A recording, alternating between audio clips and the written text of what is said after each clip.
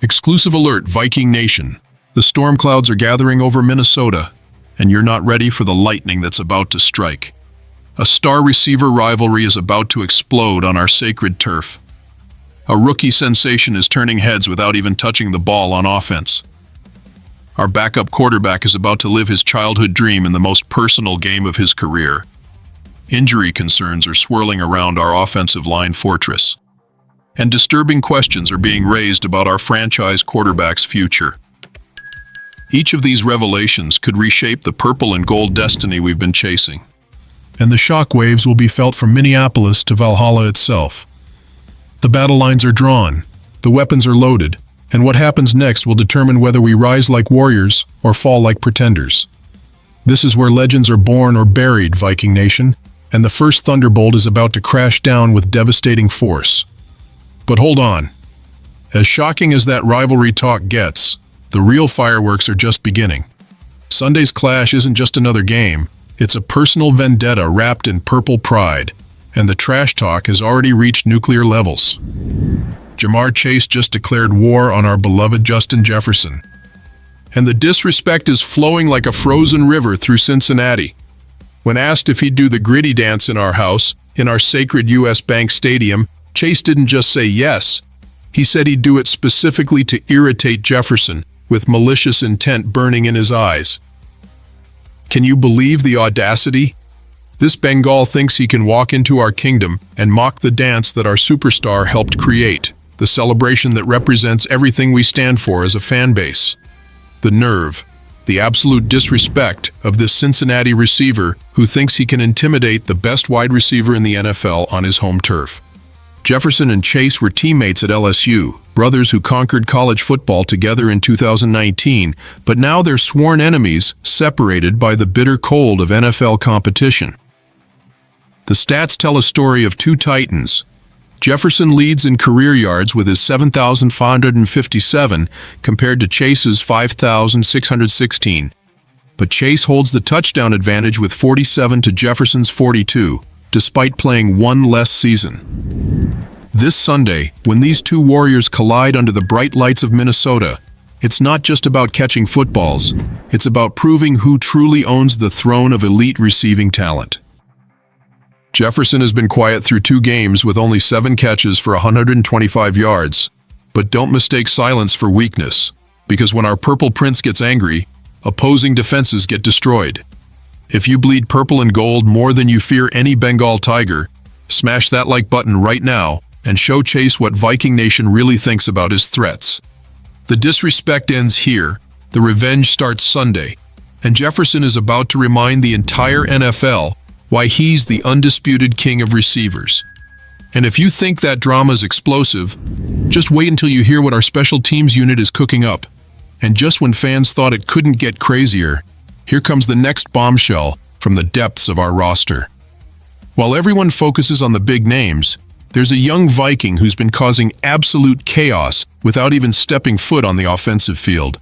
Ty Felton, our rookie wide receiver selected with the final pick of the 3rd round, is being called untamable and undeniable by special teams coordinator Matt Daniels, and the kid is turning punt coverage into his personal highlight reel. Daniels dropped this bomb about our 437 speed demon. He believes that he can't be stopped, really untamable, undeniable type of attitude that you really appreciate, and he goes out and wins those one-on-one matchups. It's going to require 2 guys to try to hold Felton up, otherwise it's going to be layup city left and right between him and Mr. Wright. Did you catch that? Our punter Ryan Wright is launching missiles, and Felton is turning into a heat-seeking projectile that opposing returners can't escape. The kid is so dangerous as a gunner that teams are already talking about doubling him, just like they would double a pass rusher. In 35 special team snaps, Felton has recorded 3 tackles, but the invisible impact is even more devastating. He's getting to returners so fast that they're not even attempting returns, basically forcing fair catches through pure intimidation. This is football poetry in motion, Viking Nation, watching an undrafted afterthought terrorize veterans who thought they were safe. Felton grew up at Maryland, where he showcased that blazing speed, but now he's channeling that velocity into purple warfare. The beautiful irony? We drafted him when our receiver room was already loaded with Jefferson, Jordan Addison, Adam Thielen, and Jalen Naylor, making some question the pick.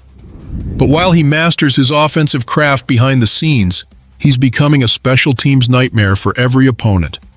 What happens when Cincinnati's returner sees this purple missile flying downfield at maximum velocity?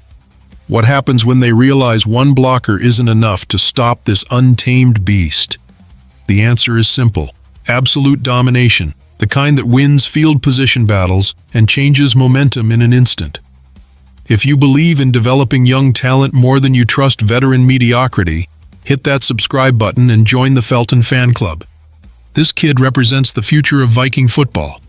And Sunday might be the day he announces his arrival to the entire NFL.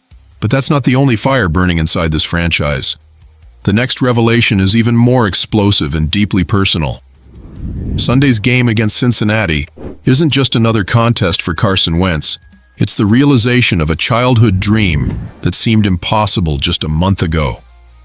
Our veteran quarterback, who will make his 95th career start and first meaningful appearance since 2022, grew up in Bismarck, North Dakota, as a die-hard Vikings fan. And now he's about to lead the team he used to cheer for from the Metrodome bleachers. "I grew up rooting for this team," Wentz revealed with emotion in his voice. "I used to cheer for the guys that I'm walking down the hallway seeing on the walls. I used to come to the Metrodome, and I was waving the towel. I was part of the Skol chants, all the things. So running out of the tunnel this week will probably hit me a little bit different in a really cool, kind of surreal way." Can you imagine the chills running down his spine? This is the stuff of Hollywood scripts, a North Dakota kid who dreamed purple dreams finally getting his chance to wear the jersey he worshipped as a child.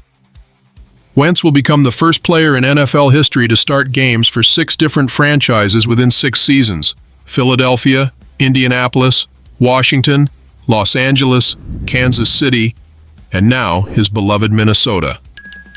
The journey has been painful, filled with setbacks and questions about his ability. But Kevin O'Connell has a magical touch with veteran quarterbacks, turning Kirk Cousins and Sam Darnold into stars who earned massive contracts elsewhere.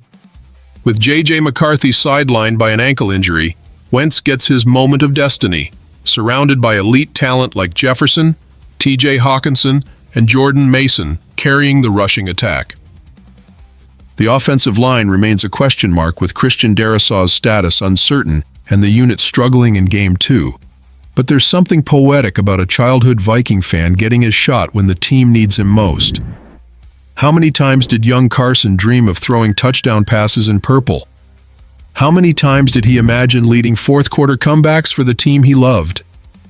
Sunday, those dreams collide with reality in the most beautiful way possible. If you believe in fairy tale endings more than you doubt veteran comebacks, smash that like button and show Wentz that Viking Nation supports our own. This is bigger than football. It's about dreams, destiny, and proving that sometimes the universe has perfect timing. Stay with me, because what comes next will flip the script in ways nobody predicted. While we're celebrating Wentz's fairy tale opportunity, there are storm clouds gathering around our offensive foundation that could derail everything we're building. Christian Darrisaw, our anchor at left tackle, missed Thursday's practice in what's being called a scheduled rest day, but any absence from our most important pass protector sends shockwaves through the purple faithful. Darrisaw is working his way back from last year's torn ACL, the devastating injury that robbed us of our most reliable offensive lineman during a crucial stretch of the season. The good news? He's expected to return to full practice Friday, with his status for Sunday's Bengal battle to be revealed in the official injury report. But the uncertainty is killing us, especially when you consider the offensive line's inconsistent performance through 2 games, dominant against New York, struggling against Atlanta. Adding to the concern is the concussion protocol dance affecting center Ryan Kelly and tackle Justin Skule, both missing consecutive practices and looking doubtful for Sunday's showdown. If Darrisaw can't go, if Kelly remains sidelined, if Skule stays in protocol, we're looking at a makeshift offensive line trying to protect a quarterback making his first start in nearly 3 years. The ripple effects are terrifying. Wentz's pocket presence, the running game's effectiveness, our ability to establish rhythm and timing in the passing attack. Remember what happened when McCarthy looked hesitant behind a struggling line against Atlanta? The entire offense collapsed into dysfunction, scoring just 6 points in a humiliating defeat. Edge rusher Jonathan Greenard upgraded from limited to full participation with his oblique injury, providing a rare bright spot in an injury report filled with question marks.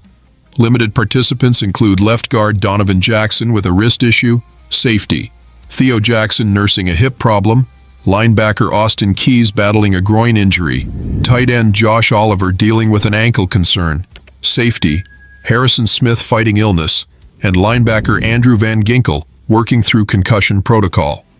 When you stack all these uncertainties together, Sunday's game becomes a massive test of our depth, our coaching, and our ability to overcome adversity when everything seems to be falling apart. Can we protect Wentz long enough for him to find Jefferson? Can we establish a running game without our full complement of linemen? Can we avoid the offensive disaster that plagued us in Atlanta? If you believe in Viking resilience more than you fear injury adversity, hit that subscribe button and show the football gods that we're ready for any challenge. This is where championship teams are forged, in the fire of uncertainty, under the pressure of expectations, when everything is on the line. And listen closely. The next 72 hours might be the most decisive in this franchise's quarterback future, because disturbing questions are being raised about our supposed franchise savior. Urban Meyer, the championship-winning coach turned Fox Sports analyst, just dropped a verbal bomb that has every Viking fan questioning everything we thought we knew about J.J. McCarthy. When pressed about our young quarterback's early struggles, Meyer didn't sugarcoat the harsh reality. I question this. Is he that franchise guy that can go win a bunch of games as the quarterback? That still remains to be seen. I think he's a hell of a player, but that's a big task. The words hit like a frozen dagger through the heart of our championship dreams. Meyer's criticism cuts deeper because it's rooted in college observation.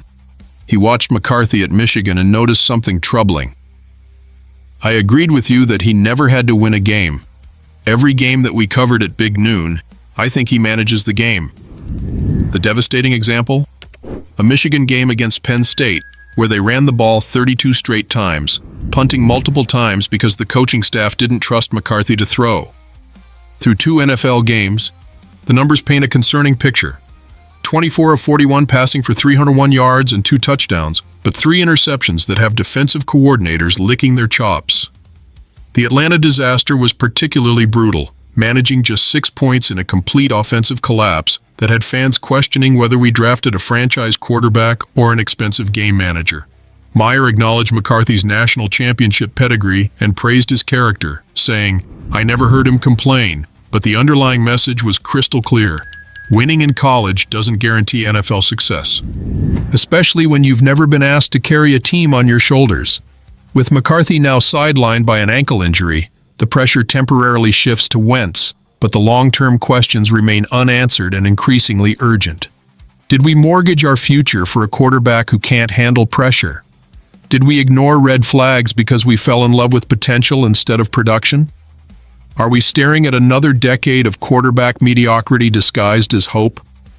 The ankle injury might be a blessing in disguise, giving McCarthy time to study, learn, and prepare for his next opportunity, but it also delays the answers we desperately need about our franchise's direction. Viking Nation deserves honesty about our quarterback situation, and right now, that honesty is uncomfortable and filled with doubt. If you believe in giving young quarterbacks time to develop more than you trust knee-jerk reactions to early struggles, smash that subscribe button and show McCarthy that purple loyalty runs deeper than Meyer's criticism.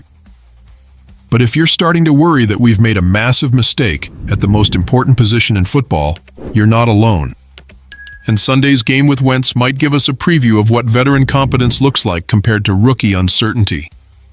And if this week felt like an emotional earthquake, what's coming next could be the aftershock that defines our entire season.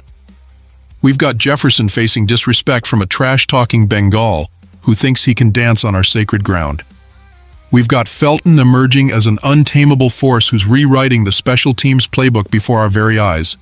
We've got Wentz living out his childhood dreams while carrying the hopes of an entire fan base on his experienced shoulders. We've got injury concerns swirling around our offensive line like a Minnesota blizzard threatening to derail everything we've built. And we've got disturbing questions about our franchise quarterback that could reshape our entire future if we don't find the right answers soon.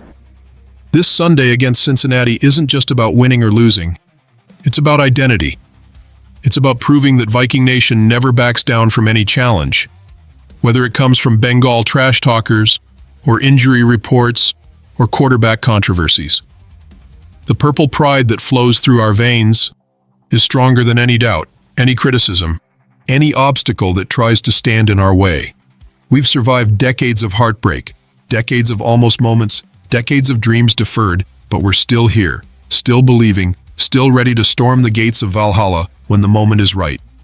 If you bleed purple and gold more than you fear any adversity, if you believe in this team more than you trust outside criticism, if you're ready to storm into battle alongside Wentz and Jefferson and every warrior wearing our colors, then smash that like button, destroy that subscribe button, and let the entire NFL know that Viking Nation is awake, angry, and absolutely unstoppable. Comment below with your predictions for Sunday's war. Tell us which storyline has you most excited and prove that you're ready to ride with this team through whatever storms lie ahead. Because if you thought this was the peak of drama, the real avalanche is just starting, and next week's revelations might just change everything we thought we knew about this purple and gold destiny we're chasing.